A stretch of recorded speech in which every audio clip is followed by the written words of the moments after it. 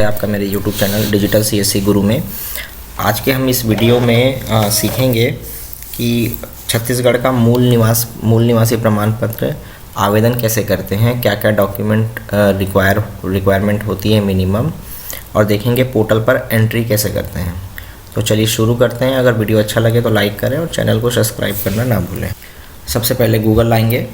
Google में CG district लिख के एंटर करेंगे। इसमें जो पहला वाला लिंक है इसमें जाएंगे।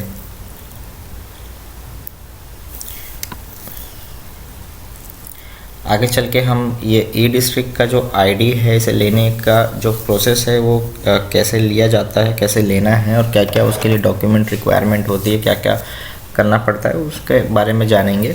अभी फ़िलहाल हम देखते हैं, लॉगिन पर जाएंगे। लॉगिन पे जाने के बाद जो प्राइवेट जो चॉइस सेंटर्स चलते हैं और वो जो डिस्ट्रिक्ट ID यूज़ करते हैं वो लोक सेवा केंद्र में लॉगिन करते हैं।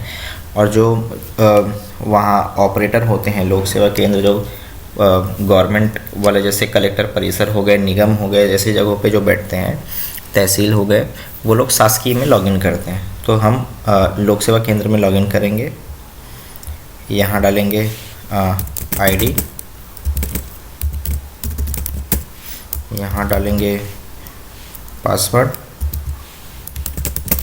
ये हर महीने इसका जो पासवर्ड होता है वो रीसेट करना पड़ता है, तो आपको इसे हर महीने रीसेट करना पड़ेगा। तो इसे लिख के रखिए और हर महीने पे लॉगिन करके एक बार पासवर्ड रीसेट ज़रूर कर लीजिए। अब आपको इसमें जैसे लॉगिन अभी अप्लाई करना है निवास, तो या तो यहाँ क्लिक करें या तो यहाँ क्लिक करना है। अब इसमें डॉक्यूमेंट क्या क्या लगता है, तो एक शपथ पत्र ज़रूरी है। शपथ पत्र के साथ 15 साल का रिकॉर्ड, ये इम्पॉर्टेंट है। 15 साल के रिकॉर्ड में क्या क्या दे सकते हैं, तो बर्थ सर्टिफिकेट, जन्म प्रमाण पत्र हो गया, है ना, ये ज़रूरी है। या जन्म प्रमाण पत्र में या फिर कोई घर का कोई पेपर होगा तो उसका दे सकते हैं, जैसे टैक्स का पुराना कोई रसीद होगा, या फिर और इसमें जो लिस्टेड है इसमें से कोई पर ज़्यादातर इसमें घर का पेपर और बर्थ सर्टिफिकेट या जन्म सूचना ज़्यादा वैलिड डॉक्यूमेंट माना जाता है। या पिता का कोई प्रमाण पत्र जो है वो दे सकते हैं। साथ ही साथ में जो पढ़ाई का है वो खासकर इसमें ज़्यादातर चलता है कि 3 क्लास का जो एक सबूता जो निरंतर मार्कशीट है, जैसे जो बोर्ड पेपर्स के होते हैं 5वीं 8वीं और 10वीं, या 8वीं 10वीं और 12वीं, इस टाइप के रिज़ल्ट जो है ये लगाते हैं, है ना। तो ये दोनों इसको मिला के 15 साल का रिकॉर्ड प्रूफ हो जाता है। या घर या भूमि का कोई 5 साल का लास्ट का टैक्स की रिसिप्ट हो गई, या प्रॉपर्टी का जो पेपर है उसे भी लगा सकते हैं। मैंडेटरी नहीं है बट लगाया जा सकता है। अब इसमें कुछ क्राइटेरिया दिया हुआ है, जैसे कि छत्तीसगढ़ में व्यक्ति छत्तीसगढ़ का ही निवासी होना चाहिए या वहीं पैदा हुआ होना चाहिए, है ना। उनके माता पिता या किसी अन्य जो भी हैं वो कम से कम 15 साल से छत्तीसगढ़ में निवास कर रहे हों, तो उन्हीं का ये मेजरली बनाया जाता है। ठीक है, तो ये कितने दिन में बन जाए, इसका जो शुल्क है वो 30 रुपये है। और ये लगभग 15 दिन के अंदर आप जो आवेदन करेंगे उसके आवेदन में 15 दिन के अंदर इसमें प्रतिक्रिया आ जाएगी, मतलब एक्सेप्ट भी हो सकता है, और अगर डॉक्यूमेंट की कमी है तो आपको रिवर्ट भी भेजा जा सकता है। अब आगे पर क्लिक करेंगे। अब ये फॉर्म ओपन हो जाएगा। तो इसमें आवेदक का नाम, आवेदक ज़रूरी नहीं है कि जिसका बन रहा है वही हो, तो आवेदक का नाम, मोबाइल नंबर, और हितग्राही जिसके लिए बना रहे हैं वो ईमेल ID, तो ईमेल ID डालना ज़रूरी है। ये सेंटर वाले अपना डाल सकते हैं, है ना। और अगर आवेदक और हितग्राही एक ही हैं तो यहाँ टिक करेंगे, है ना।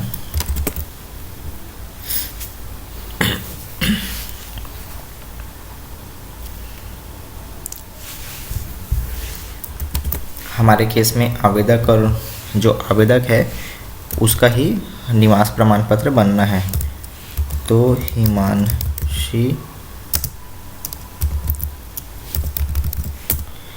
लालवानी, मोबाइल नंबर डालेंगे शेष।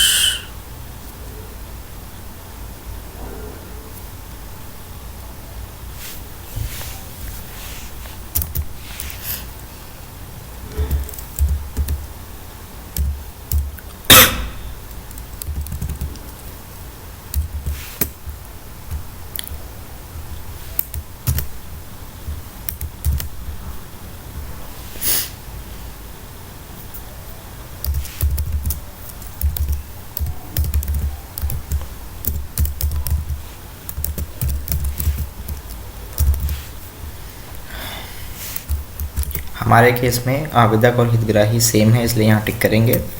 और उसके बाद यहाँ टिक करने के बाद अब तहसील चुनेंगे कि कौन से तहसील का है। अगर शहर का है तो शहर का, और ब्लॉक्स के किसी वहाँ ब्लॉक्स का है तो उसका चूज़ करेंगे इसे।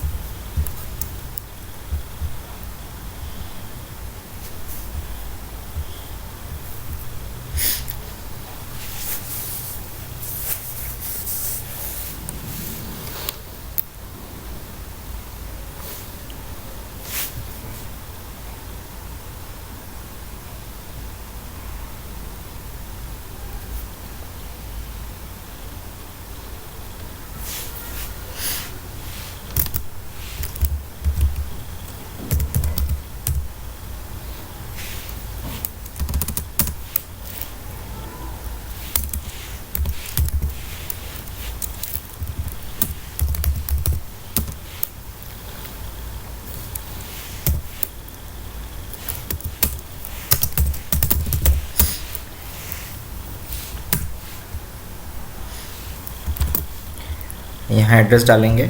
जैसे ये रायपुर का टाटीबंद क्षेत्र रखे हैं तो ऐसा डाल के इसे जमा करेंगे।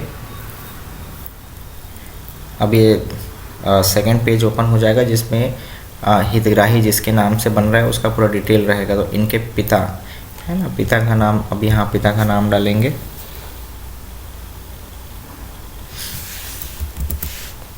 दुर्गा दास है कि दुर्गा दस लालवानी है भाई?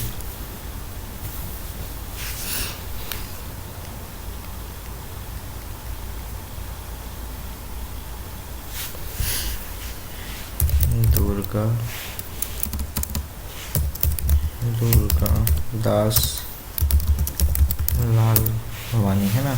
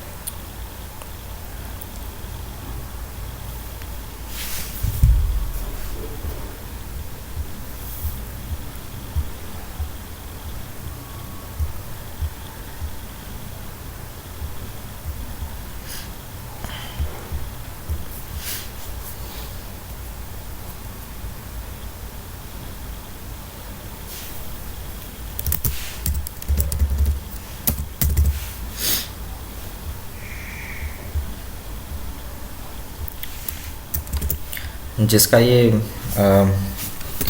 निवास प्रमाण पत्र बनाया जा रहा है उसका डिटेल लेंगे। तो उसका पिता का नाम, उनका अभिभावक क्या करते हैं, हितग्राही का जन्म स्थान कहाँ है, उसका जेंडर, जन्म तिथि, उसका पता, पिन कोड और ये जिला। इसके बाद नीचे आएंगे। अब उसके निवास का यहाँ पर जानकारी देंगे कि वो 15 साल से जो निवास कर रहे हैं वो कैसे कैसे कहाँ कहाँ निवास कर रहे हैं, तो जानकारी देंगे।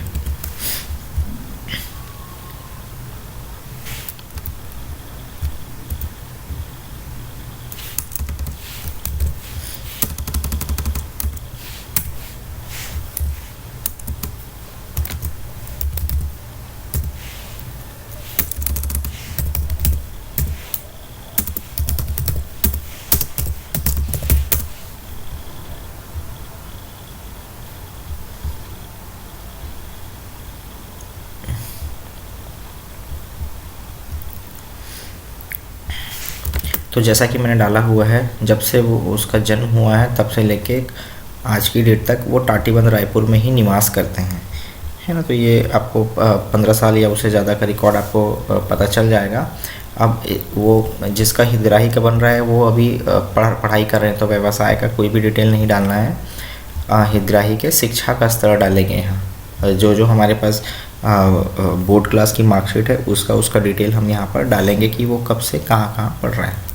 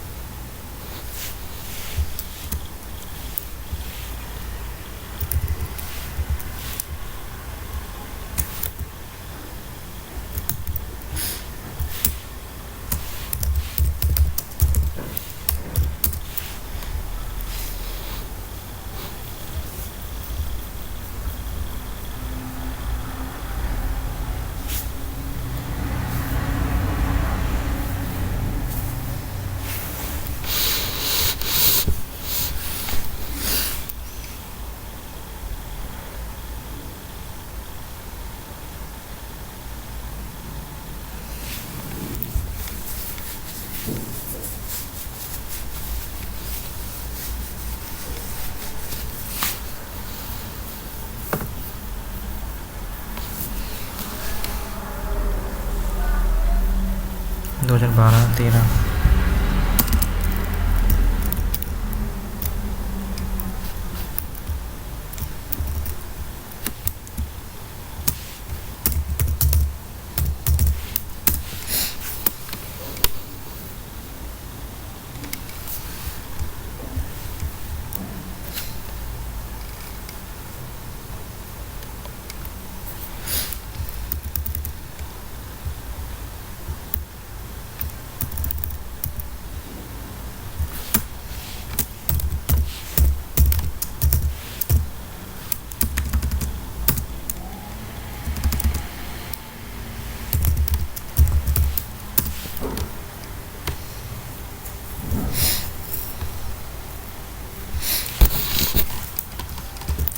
मैंने यहाँ हितग्राही की जानकारी डाल दी है कि वो 2018 से लेके 2018 में 10वीं भारत माता हायर सेकेंडरी स्कूल में, 2020 में भी 12वीं पढ़ चुके हैं, सेम स्कूल है।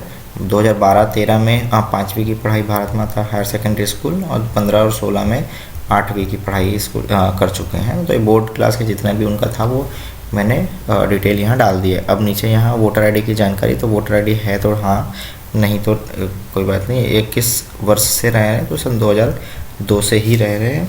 अब किस वजह से बना रहे हैं, तो शिक्षा, अन्य जानकारी ज़रूरी नहीं है। जिसमें एस्ट्रिक है ये लाल टिक, इसे डालना ज़रूरी है। अब इसे सहेजेंगे।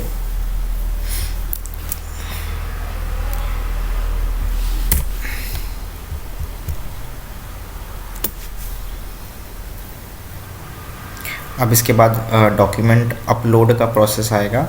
तो डॉक्यूमेंट जो जितने भी हमारे पास डॉक्यूमेंट्स है उसको हम सेलेक्ट करके, जैसे यहाँ शपथ पत्र है तो शपथ पत्र में जैसे यहाँ कितना है, यहाँ शपथ पत्र, यहाँ ब्राउज़ करेंगे।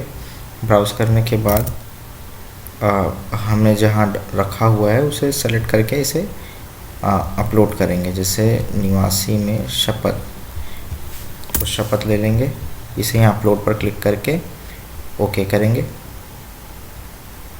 ऐसे ही सारे डॉक्यूमेंट्स को अब अपलोड करते जाएंगे। सारा अवेलेबल डॉक्यूमेंट मैंने यहाँ अपलोड कर दिया है, जितने भी डॉक्यूमेंट्स थे।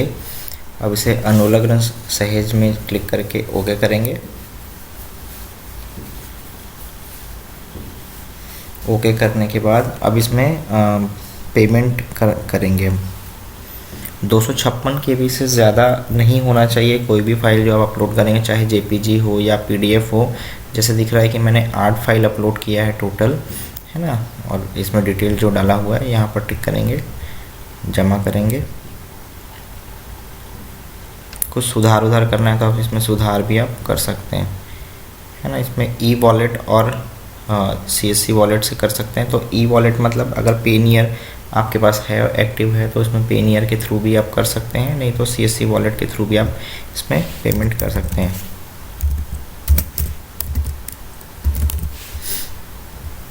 जमा करेंगे, पे पर क्लिक करेंगे, पासवर्ड डालेंगे,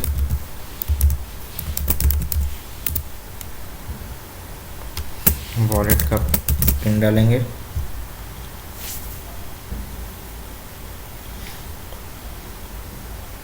और ये पावती आ गई है। इसमें एक चीज़ ध्यान रखेंगे कि CSC वॉलेट में आपको पेनियर के मुकाबले ज़्यादा पेमेंट करना पड़ता है। वो इसलिए क्योंकि जो पेनियर है वो GST आपका या फिर TDS जो होता है वो कट नहीं करता है। CSC की ये खासियत है कि वो जितने भी ट्रांजैक्शंस होता है उसमें TDS काटता है, जिसे आप साल के अंत में रिटर्न फाइल करके उसे पैसा वापस ले सकते हैं। तो आई होप गाइस आपको समझ में आया होगा कि मूल निवास प्रमाण पत्र को अप्लाई कैसे करना है, उसे कैसे करते हैं। आगे आने वाली वीडियो में हम देखेंगे कि आय प्रमाण पत्र या फिर मैरिज सर्टिफिकेट, है ना, और बाकी जो शादी का एक परमिशन लिया जाता है जो लॉकडाउन में आजकल चल रहा है, वो गुमास्ता, ये सब कैसे अप्लाई करते हैं उसकी भी आने वाली वीडियो में करेंगे। आई होप अगर अच्छा लगा हो वीडियो तो लाइक करें और चैनल को सब्सक्राइब ज़रूर करें। Thank you.